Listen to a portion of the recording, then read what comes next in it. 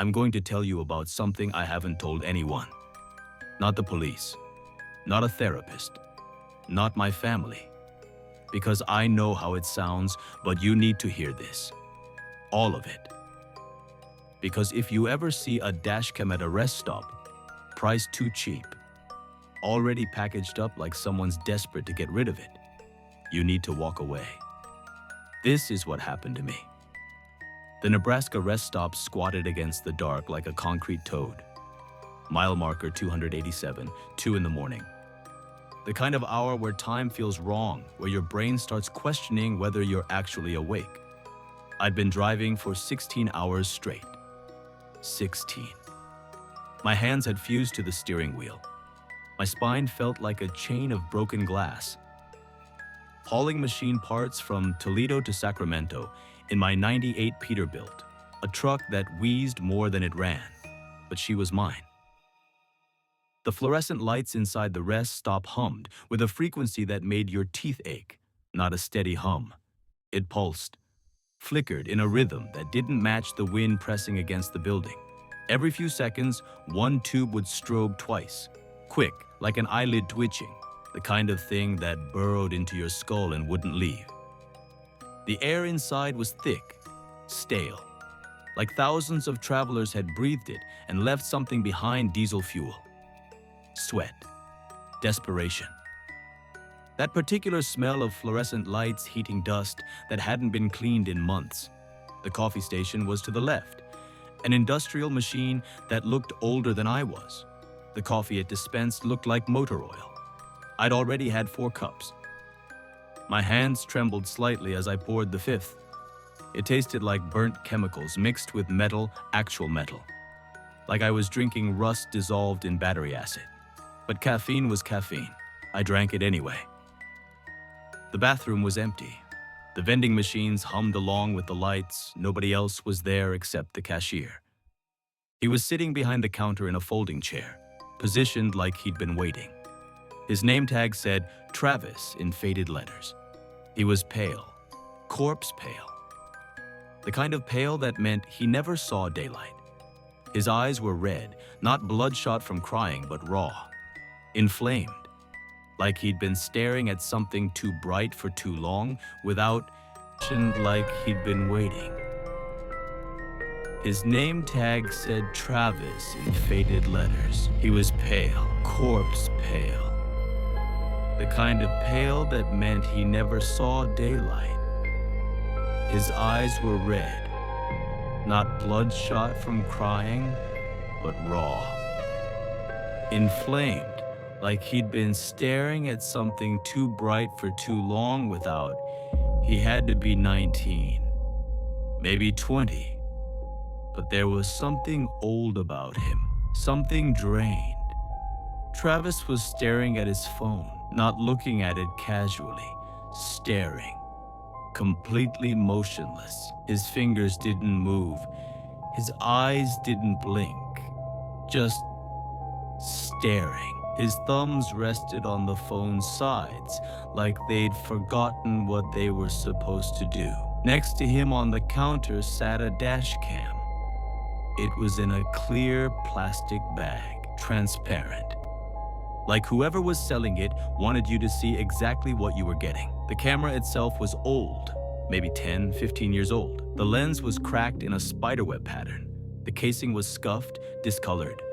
The power cord was tangled with the USB cable in knots so complex I didn't know where one ended and the other began. Someone had worked hard to make that mess, or maybe they'd been frantic. There was a small handwritten price tag on the bag, peeling, written in black marker in shaky letters, $20. I walked up to the counter. Travis didn't look up, didn't even acknowledge I was there. He just kept staring at his phone. How much? I asked, pointing at the camera. His head moved first, slow, mechanical, then his eyes, but they didn't focus on me. They looked through me, like I was transparent.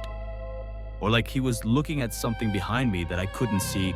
20, he said. His voice was hollow, thin, like it was coming from far away. Works fine. I should have asked questions. Who sells a dashcam at 2 in the morning? Why was it already bagged up like he wanted it gone? Why were those knots in the cord so aggressive? Why did his eyes look like that? But I was tired, so tired that thinking felt like pushing boulders uphill. When you've been on the road for 16 hours, when your eyeballs feel like they're coated in sand, when your back is screaming and your legs have forgotten what blood flow feels like, you don't ask questions, you just want to make pain stop. $20 was cheap insurance for a dashcam. At least that's what I told myself. I handed him a 20. Crisp bill, new money. It looked wrong in his pale fingers, like it would contaminate him. He took it without a word, didn't put it in a register, just held it, stared at it, then slowly placed it on the counter beside him and turned back to his phone. I picked up the bagged dashcam. It was lighter than I expected, like the camera inside was hollow. The plastic crinkled in my hands as I walked back out into the Nebraska night. The parking lot was a desert of asphalt under sodium vapor lights. The orange glow made everything look diseased. A few semis scattered around, sleeper cabs with their lights off, drivers trying to get rest before the next leg. They looked like dead animals from far away, massive, inert.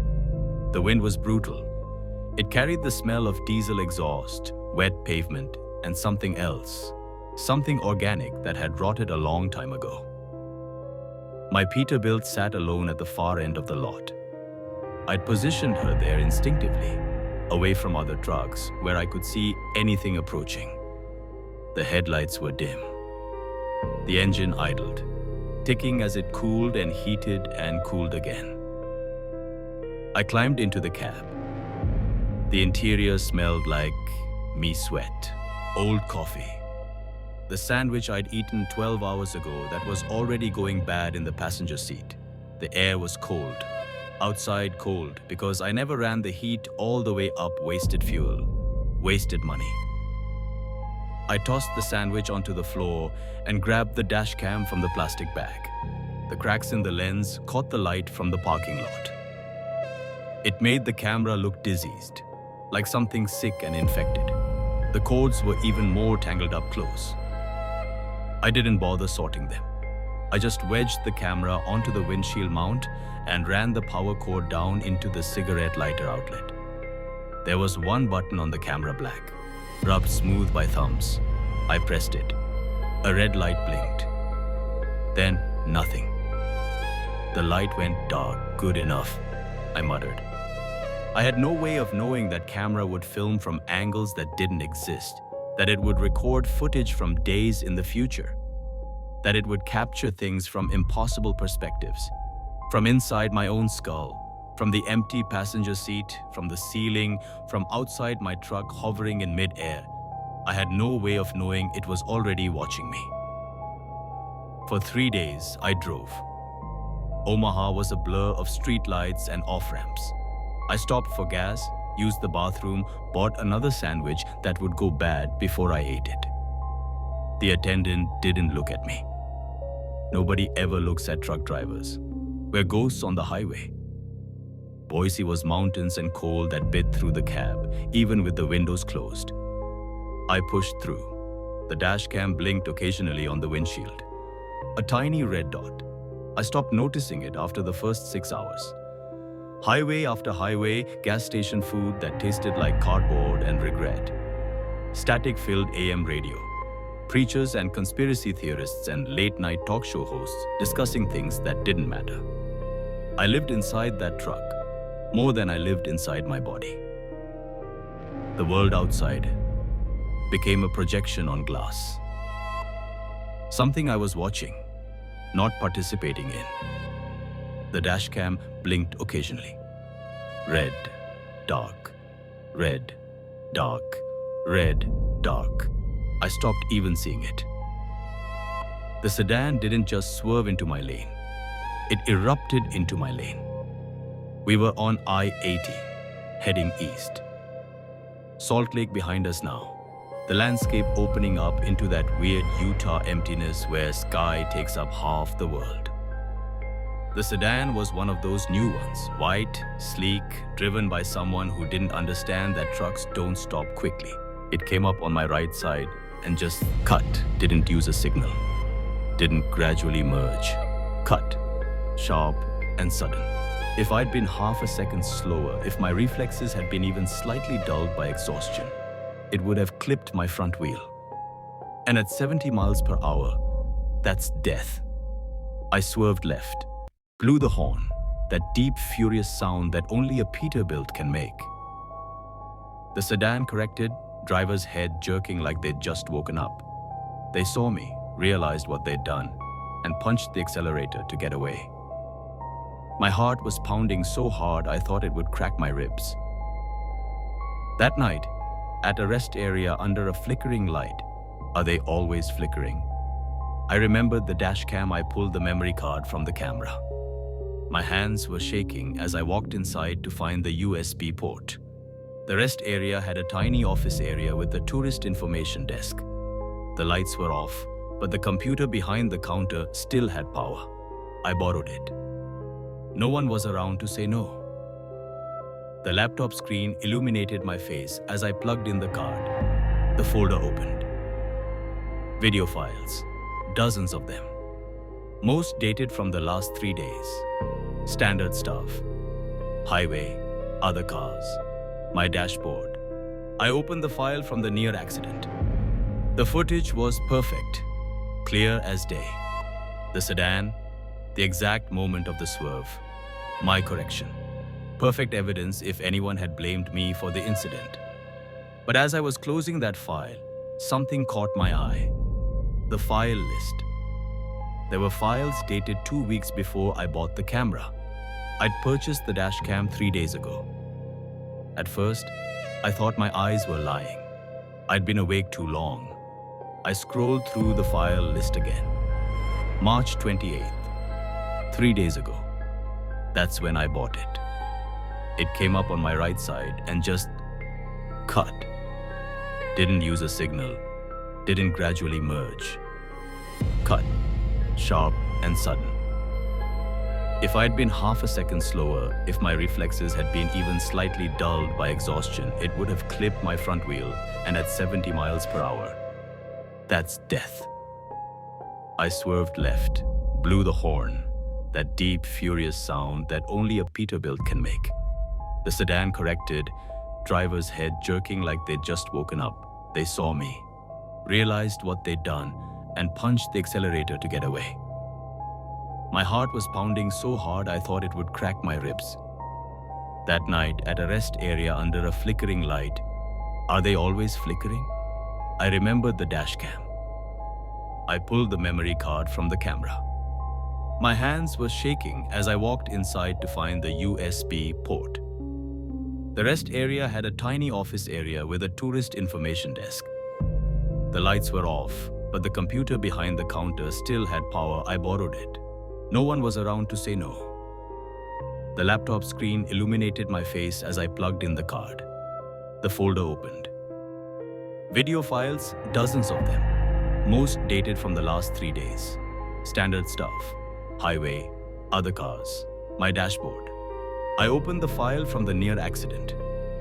The footage was perfect, clear as day. The sedan, the exact moment of the swerve, my correction.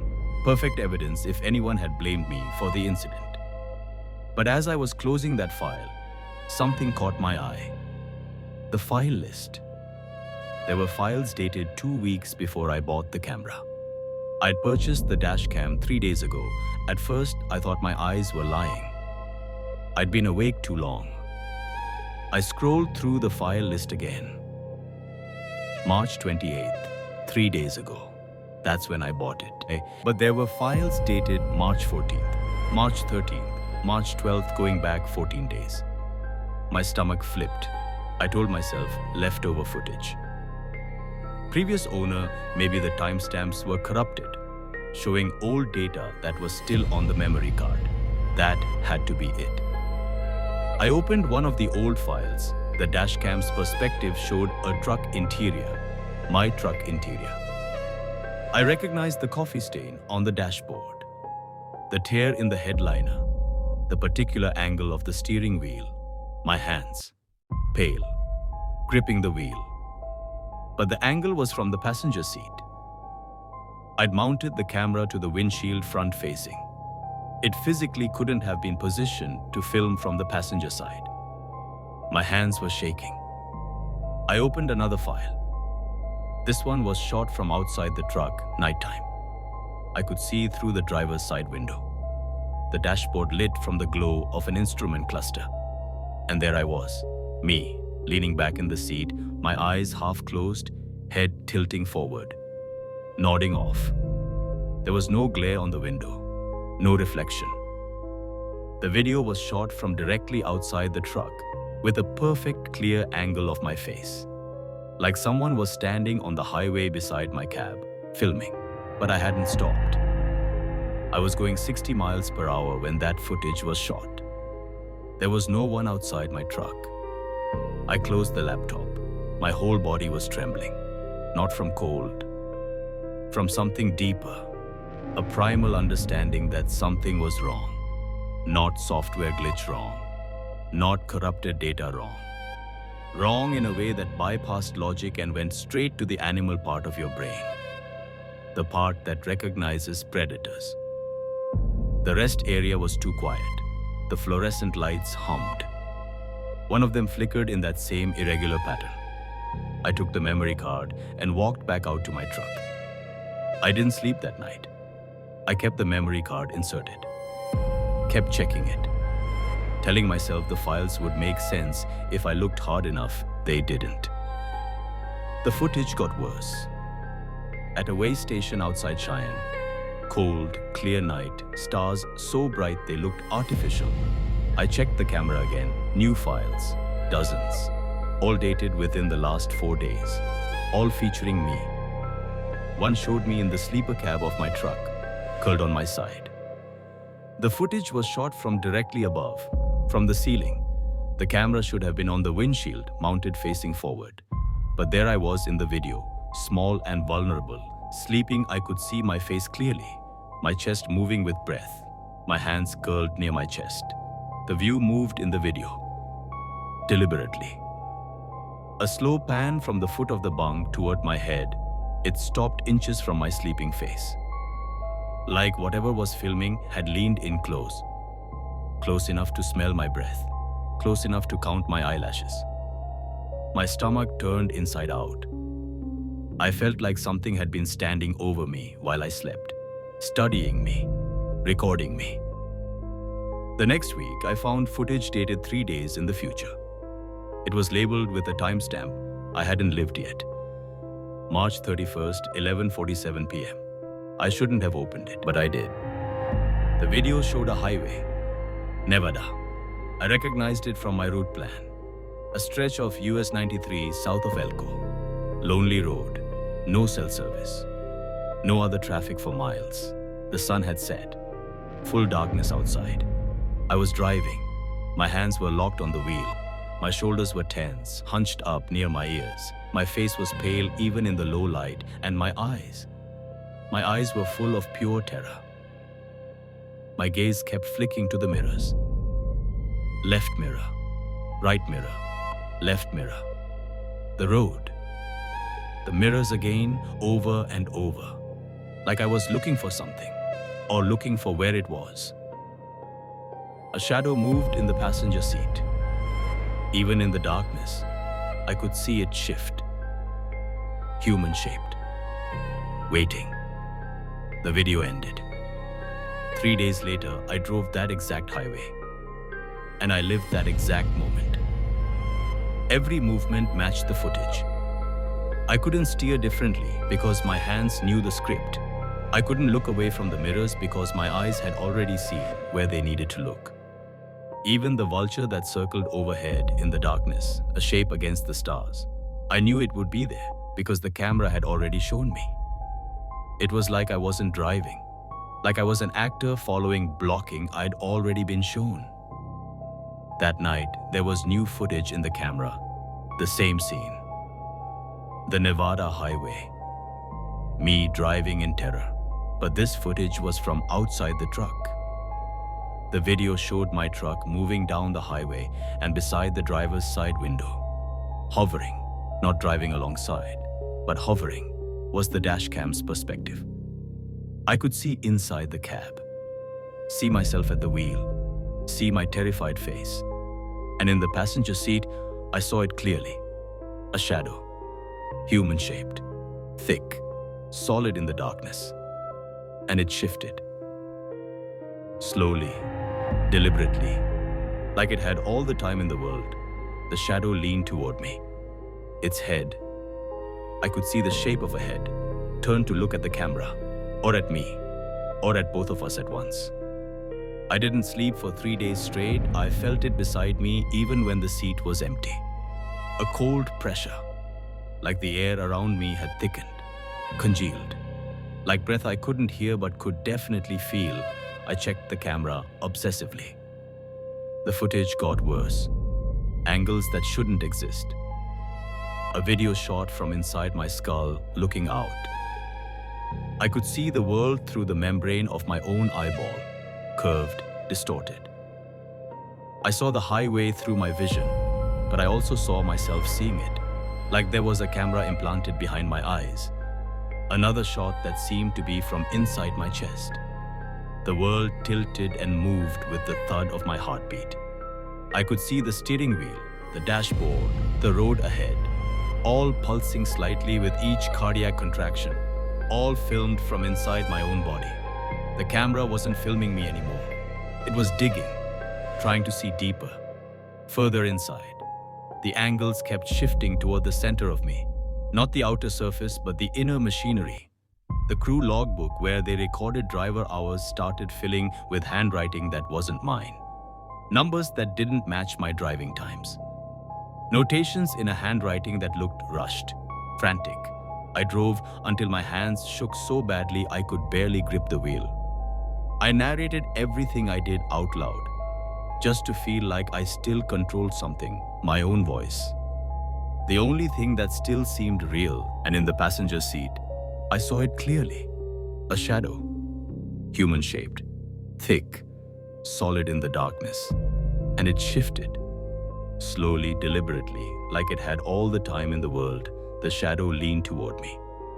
Its head, I could see the shape of a head, turned to look at the camera, or at me, or at both of us at once. I didn't sleep for 3 days straight. I felt it beside me even when the seat was empty. A cold pressure, like the air around me had thickened, congealed. Like breath I couldn't hear but could definitely feel. I checked the camera obsessively. The footage got worse. Angles that shouldn't exist. A video shot from inside my skull, looking out.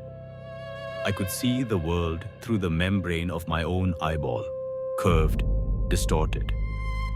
I saw the highway through my vision, but I also saw myself seeing it, like there was a camera implanted behind my eyes. Another shot that seemed to be from inside my chest. The world tilted and moved with the thud of my heartbeat. I could see the steering wheel, the dashboard, the road ahead, all pulsing slightly with each cardiac contraction, all filmed from inside my own body. The camera wasn't filming me anymore. It was digging, trying to see deeper, further inside. The angles kept shifting toward the center of me, not the outer surface, but the inner machinery. The crew logbook, where they recorded driver hours, started filling with handwriting that wasn't mine, numbers that didn't match my driving times. Notations in a handwriting that looked rushed, frantic. I drove until my hands shook so badly I could barely grip the wheel. I narrated everything I did out loud, just to feel like I still controlled something, my own voice. The only thing that still seemed real, I'm turning right. I'm checking the mirror. I'm braking at this red light. Like if I claimed the actions for myself, the camera couldn't claim them. It didn't work. It took me 3 weeks to find it, buried deep in the file structure. A video dated exactly 7 days ahead. Thursday, 11:47 p.m., specific down to the minute. I opened it with my heart trying to escape through my throat. The video showed a Montana highway. I knew it. Drove it regularly before I started trying to avoid it remote. Badlands landscape on both sides. Not a town for 50 miles in either direction. no cell service. Dark sky that went on forever. My truck was on that highway. In the video, I was terrified. My knuckles were white on the wheel. My face was contorted with fear. In the footage, I drifted across the center line. My hands jerked the wheel to correct, but I overcorrected. The truck's front end went left, and the laws of physics took over. The Peterbilt, 40 tons of steel and engine, started to tip. The camera captured the moment the right wheels lifted off the pavement, captured the sky and road exchanging places, captured the ground rushing up. The truck rolled. Once, twice, 3 times. Metal screaming, glass exploding, the roof crushing inward. And in the final frame, I was upside down in the cab, motionless, steam rising around me. The video ended. I closed the laptop and threw up. I tried everything to avoid that route. I called dispatch and requested reroutes. They obliged, said they'd send me on I-90 instead. That route took 3 extra hours, but it was away from that specific highway. Then a wildfire broke out in the mountains north of the road. The reroute was closed. Dispatch called back, "You're going to have to take US 93 through Montana. It's the only way through." I tried mechanical checks, inspected my truck like I was looking for a bomb. New tires, all 4. Brakes serviced, coolant flushed, engine checked twice. Maybe if something was mechanically perfect, maybe if nothing could fail, the predicted accident couldn't happen. It didn't matter. I took extra rest, slept. Actually slept, though nightmares filled every minute. Nightmares where the camera was under the pillow, filming my dreams, watching me from the walls of my room. The date kept approaching. Thursday night, every path led me back to the same highway. It was like the world wanted me there. I drove into the Montana Badlands knowing what was coming. The dashboard clock glowed in the darkness. The hour ticking down. 11:30 p.m. The landscape was desolate, rocks and scrub and endless empty sky. The road ahead looked like a black ribbon laid out on a dead world. 11:40 p.m. My hands were locked on the wheel, just like in the video. I hadn't even tried to drive differently. My body knew the script. 11:45 p.m. I reached for the radio, just like in the footage and the static that came out. It wasn't normal static. It was violent, aggressive. Like something trying to speak through the white noise. Like a voice grinding against the limits of the medium, trying to force itself through the barrier between wherever it was and wherever I was. I understood then. The camera wasn't predicting my death. It was causing it. Every future clip I watched made that moment real, made it inevitable, made it impossible to escape. Every time I looked at the footage, I was agreeing to it, accepting it, becoming it. I wasn't avoiding the accidents, I was fulfilling them. 11:47 p.m. The dashboard clock's numbers glowed bright in the cab, and I yanked the wheel hard to the right. Harder than the footage showed. Harder than my own prediction said I would. The truck skidded across gravel. The shoulder fell away slightly. A 3-foot drop to scrub and rocks. The Peterbilt lurched, settled. I wrestled the wheel and the truck stopped. Just off the road. Idling. I broke the script. The camera on the windshield blinked. Once. Slow. Like it was thinking. I stepped out of the cab. My legs barely held me. The cold Montana air hit my face like a slap. The stars were so bright they made the darkness blacker. Somehow I opened the passenger door. I reached for the camera. My hand hovered inches from it. And then I realized something that froze my blood. The camera had already recorded this moment, me standing outside. My truck stopped off the road, me reaching toward the camera, hesitating. The possibility that I might pull it down. It knew it had already filmed the moment where I would fail to stop it. already recorded the future where I couldn't break free. I pulled my hand back. I closed the passenger door. I walked away. I didn't run. I didn't look back. I just walked. Away from the truck. Away from the highway. Away from everything. I walked into the Montana Badlands in the middle of the night with nothing but the clothes on my back and the wallet in my pocket. 3 weeks in a cheap motel in Missoula. The walls were thin. I could hear the people next door living their lives. Televisions, conversations, the sounds of people who weren't hunted. I avoided screens, all of them. The TV in my room stayed off. I didn't use my laptop. I didn't look at reflective surfaces if I could help. It never slept more than an hour at a time, because every time I closed my eyes, I felt the pressure beside me, the presence, the camera, wherever it was, still watching, but I had to know. So I found a computer at the public library, used their internet. I found a post on a trucker forum. Someone had bought my truck at auction. She's a beast, the post read. Run solid, great investment, and then came with a Dashcam, old model, cracked lens, but it works perfectly, already recording my routes.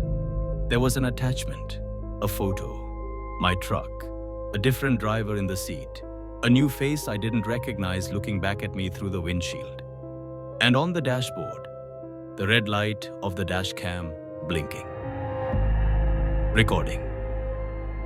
I found a warehouse job in Missoula. Stayed off highways, avoided cameras, avoided mirrors. I walked to work, take side alleys, never use the main streets where security cameras watch from the corners of buildings. I live small, but sometimes in store windows or dark glass, I catch my reflection. And something is off, just a little to the left, or a few inches too high, like the angle belongs to a camera I can't see, like I'm still being filmed. Sometimes I think the footage already exists somewhere, a whole library of it, showing me where I'm going, showing exactly how this ends. Every moment of my life already captured, already predetermined. Maybe the camera is still out there. Maybe it's still watching. Maybe it's in someone's truck right now, blinking in the darkness of a cab speeding down a dark highway. Maybe it's just waiting for them to live the moment it's already recorded. Maybe it will never stop. If you've made it this far, you know what to do. If you ever see a Dashcam at a rest stop, if it's priced too cheap, if it's already packaged up like someone's desperate to get rid of it, if the lens is cracked and the cords are tangled like something violent twisted them together, walk away. Don't ask questions. Just walk away, because that camera isn't recording what happened. It's recording what will happen. And once you've seen it, once you've lived it, you'll understand that some futures aren't avoidable. They're just waiting. To hear more stories like this, make sure to hit subscribe and turn on notifications. I'll see you in the next one, right here on 11 after midnight. And if you see me watching from the corner of your screen, from the glare on your window, from the angle that shouldn't exist, don't look back.